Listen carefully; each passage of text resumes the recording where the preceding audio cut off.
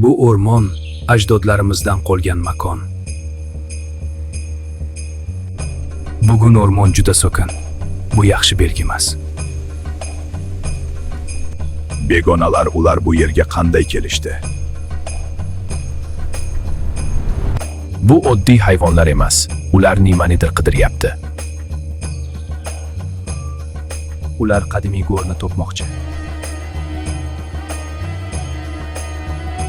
Agar ular go'rga kirsa, o'rmon xavf ostida qoladi.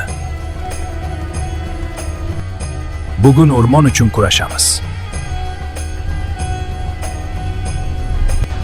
Bu yer sizniki emas! Bu yorug'lik oldin hech qachon ko'rmaganmiz. Bu o'rmon tarixidagi eng katta xavf.